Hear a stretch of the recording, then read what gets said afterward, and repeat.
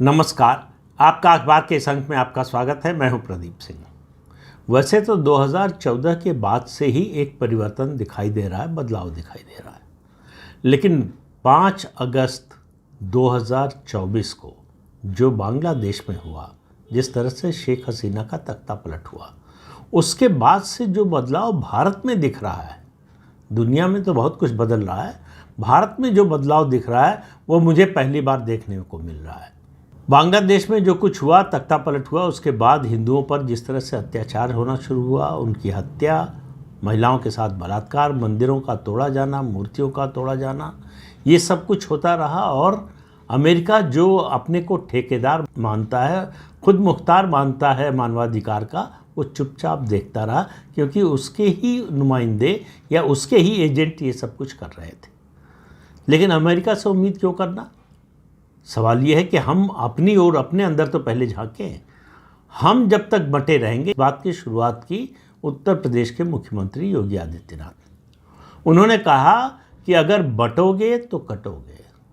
साफ इशारा था कि अगर जीवित रहना है, अगर समाज के रूप में अपनी संस्कृति को आगे बढ़ाना है, अपने धर्म को आगे बढ़ाना है, अपने सामाजिक जीवन को आगे बढ़ाना है और शांतिपूर्ण तरीके से आगे बढ़ाना है, तो ये बंटने से बचना चाहिए।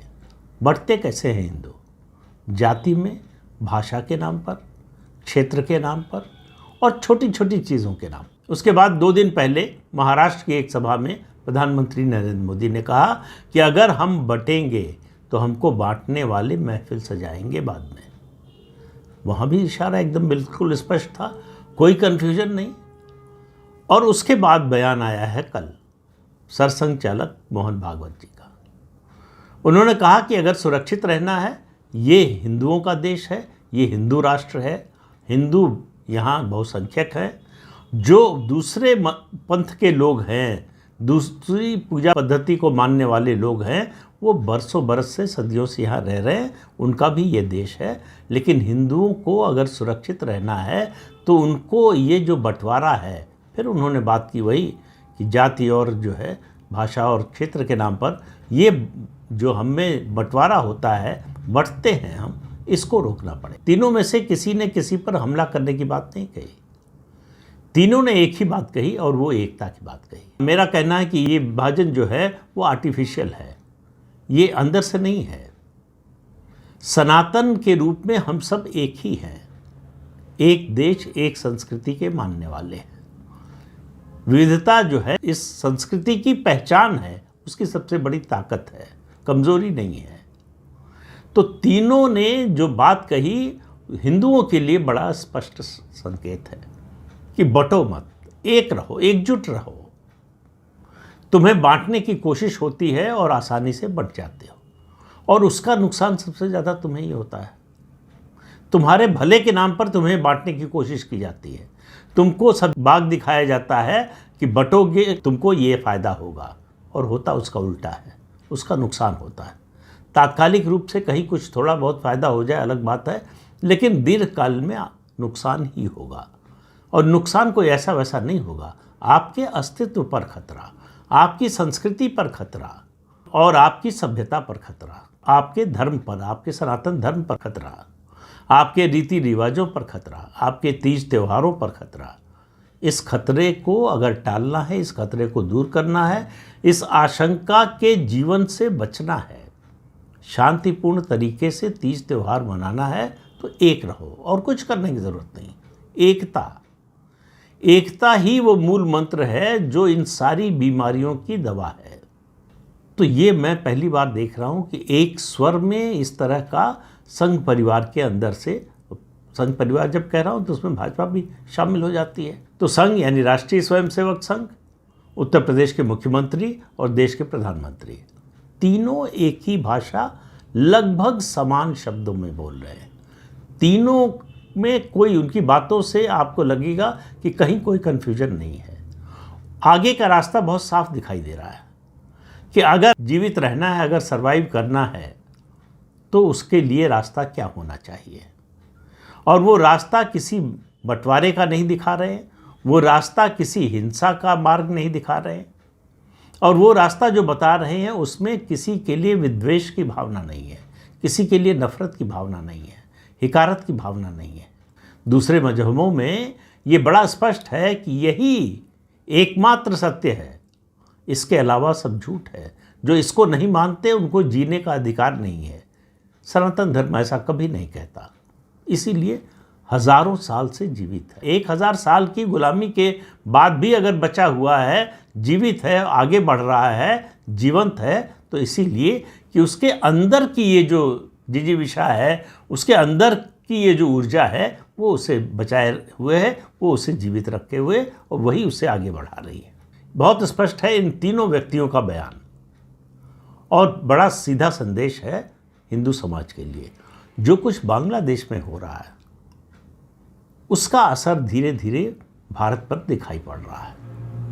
हिंदुओं को समझ में आ रहा है कि बांग्लादेश में अगर हिंदू बटे न होते, अगर एकजुट रहते, 30% से ज़्यादा थे आज़ादी के समय, आज जो है 8% से कम हो गए। और ये देश का बंटवारा भी इसीलिए हुआ कि हिंदू एक नहीं रहे। तो कुल मिलाकर मूल मंत्र ये है कि एक रहो, और योगी जी के शब्दों में एक रहोगे तो नेक रहोगे। तो एकता का ये जो मंत्र दिया जा रहा है, इसको समझने की और अपनाने की ज़रूरत है। लेकिन आज मैं जो ये वीडियो बना रहा हूँ, ये इन 3 बयानों के कारण सिर्फ नहीं बना रहा हूँ। इन 3 बयानों पर, और ख़ास तौर से सरसंघ चालक के बयान पर असदुद्दीन ओवैसी की प्रतिक्रिया आई है। मुझे सुनकर थोड़ा आश्चर्य भी हुआ, हंसी भी आई, और ओवैसी पर थोड़ा तरस भी आया। ओवैसी ने चिल्लाते हुए कहा कि 10 साल से नरेंद्र मोदी प्रधानमंत्री हैं, फिर भी हिंदू खतरे में है। तो मुझे मन में आया कि उनसे सामने होते तो सवाल पूछता। अब इस वीडियो के माध्यम से सवाल पूछ रहा हूँ कि 800 साल तक मुसलमानों और मुगलों ने इस देश पर राज किया, तब भी मुसलमान खतरे में है। 54-55 देश हैं दुनिया में जो इस्लाम के मानने वाले हैं, इस्लामिक राष्ट्र जिनको कहते हैं, फिर भी इस्लाम खतरे में है। हिंदुस्तान में मुसलमान डरा हुआ क्यों है, जिसने 800 साल इस देश पर राज किया? तो 800 साल राज करने के बाद भी आप ये कह सकते हैं कि हम खतरे में हैं, हमारा मजहब खतरे में है, हम डरे हुए हैं। और जो 800 साल तक गुलाम रखा गया जिसको, और 200 साल जो है अंग्रेज़ों की गुलामी जोड़ लीजिए, 1000 साल तक, उसको ये बोलने का अधिकार नहीं है। अरे जुल्म तो उसी पर हुआ है। ये 1000 साल तक जो अत्याचार हुआ वो तो हिंदुओं ने ही सहा है। कन्वर्जन उनका, धर्म परिवर्तन उनका कराया गया तलवार के जोर पर, धमका कर। नहीं मानोगे तो दूसरे दर्जे के नागरिक बना दिए जाओगे। 1947 के बाद किसी ने कहा, किसी हिंदू नेता ने, किसी बड़ी पार्टी के नेता ने, कि मुसलमानों को दूसरे दर्जे का नागरिक बना देना चाहिए? और मुगलों के राज में तो हम हो ही गए थे दूसरे दर्जे के नागरिक, बना ही दिया गया था। सीधी सीधी शर्त थी, या तो इस्लाम कबूल कर लो, या सर तन से जुदा के लिए तैयार रहो, या फिर ये दोनों नहीं चाहते हो तो एक और ऑप्शन है, वो ये कि जजिया दो, यानी दूसरे दर्जे के नागरिक बन जाओ, टैक्स दो। मुसलमानों पर नहीं लगेगा, हिंदुओं पर लगेगा। कोई भी सरकार किसी भी देश की हो, टैक्स लगाती है तो सभी नागरिकों पर लगाती है। लेकिन मुगल शासन में और इस्लामी शासन में केवल हिंदुओं पर टैक्स था। तो जो हिंदुओं को 800 साल तक दूसरे दर्जे का नागरिक बनाकर रखें, वो सही है। 1947 के बाद से हिंदू बहुल राष्ट्र था। इस देश का बंटवारा धर्म के आधार पर हुआ। मुसलमान ने कहा कि हम हिंदुओं के साथ नहीं रहना चाहते। किसी हिंदू ने नहीं कहा कि हम मुसलमानों के साथ नहीं रहना चाहते या नहीं रह सकते।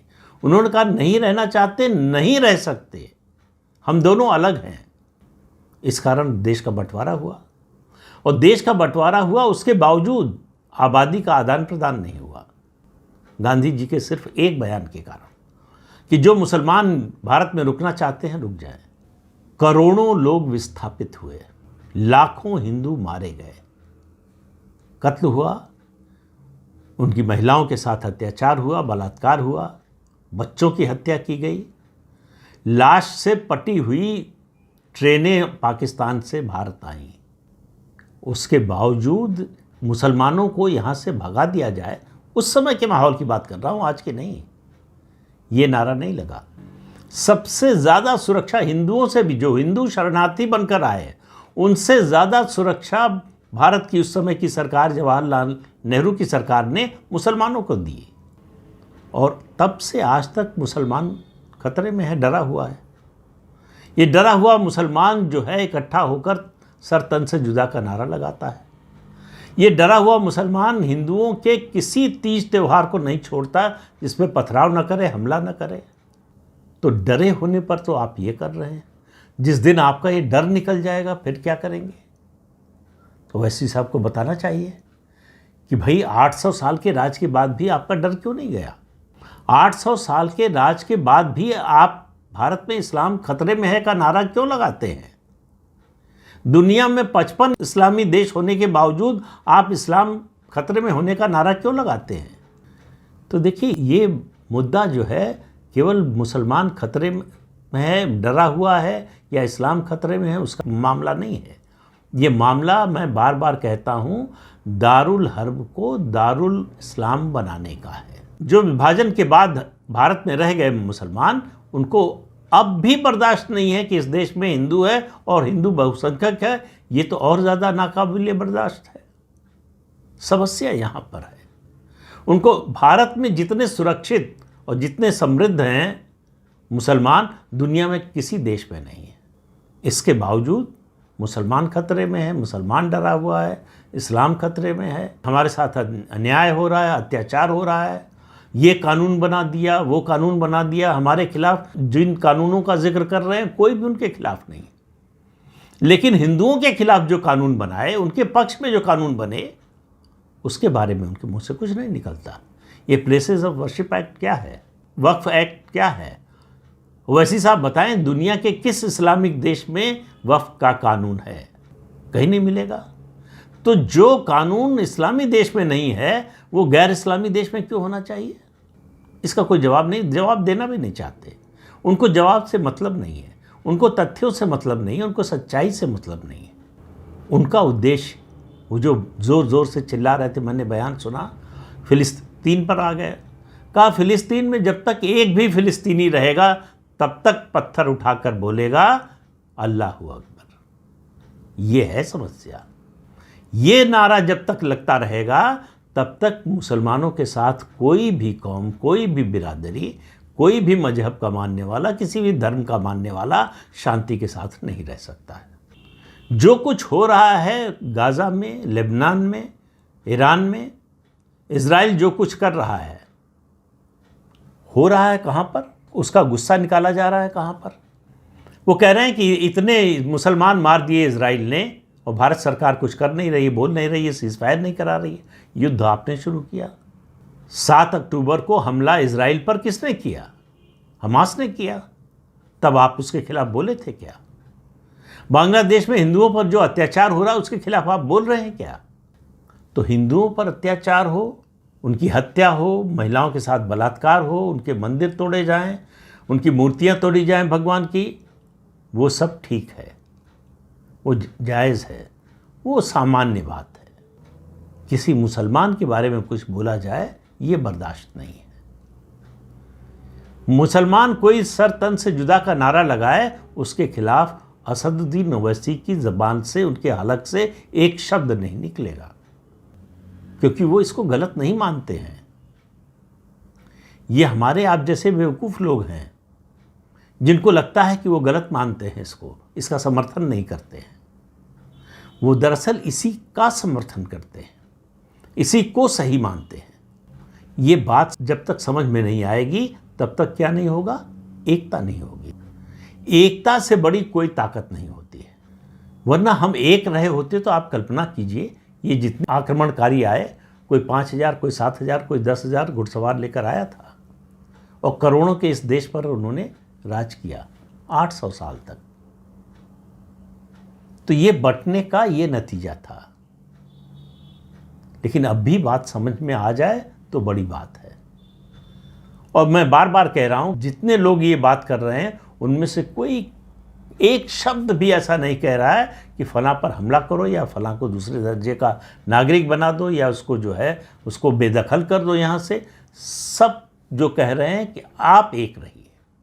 यानी हिंदुओं से अपील है कि एकता ही सर्वाइवल का एकमात्र मंत्र है। ये आप समझ जाएंगे तो सारे खतरे टल जाएंगे, दूर हो जाएंगे। और जब तक नहीं समझेंगे तब तक खतरा बना रहेगा, तब तक मारे जाते रहेंगे, तब तक आपके साथ ही अत्याचार होता रहेगा। कोई फर्क नहीं पड़ता कि संख्या कितनी है। ये गलतफहमी है कि हम संख्या में ज़्यादा हैं इसलिए हम बचे रहेंगे। पहली बात तो इस बात की कोई गारंटी नहीं है कि कब तक संख्या में ज़्यादा रहेंगे। और दूसरा क्या, अभी जो देश चर्चा में है, सबसे ज़्यादा चर्चा में है लेबनान। एक समय क्रिश्चियन बहुल देश हुआ करता था। ईरान नाम ही पर्शिया था, पारसियों का देश था। आज आपको पूरे ईरान में खोजने से भी एक पारसी नहीं मिलेगा। भारत में कई सौ मिल जाएंगे, बल्कि कई हज़ार भी मिल जाएंगे। तो ये है भारत और ईरान का अंतर। ये भारत ईरान का नहीं, ये सनातन संस्कृति और इस्लाम का अंतर है। इस अंतर को आप समझेंगे तब आपको समझ में आएगा कि एकता की बात क्यों कही जा रही है। ये देश जो सेकुलर का नारा लगाते हैं दिन रात, ये देश सेकुलर सिर्फ इसलिए है कि अभी भी बहुसंख्यक हिंदू हैं यहाँ पर। जिस दिन हिंदू बहुसंख्यक नहीं रह जाएंगे, नहीं रहेगा ये देश जो है वो सेकुलर। दुनिया भर का उदाहरण उठाकर देख लीजिए। तो बात कुल मिलाकर सिर्फ इतनी है कि इस एकता के महत्व को समझिए और इसको अपनाइए। अगर जीवित रहना है, अगर ये तय कर लिया है कि हमें कोई फर्क नहीं पड़ता, कुछ भी हो जाए, तो फिर तो कुछ सोचने की ज़रूरत ही नहीं है। तो इस अंक में इतना ही। अगले अंक में फिर मिलेंगे किसी नए मुद्दे के साथ। तब तक के लिए अनुमति दीजिए। आपसे अनुरोध है कि चैनल देखिए, शेयर कीजिए, लाइक कीजिए और सब्सक्राइब जरूर कीजिए। नमस्कार।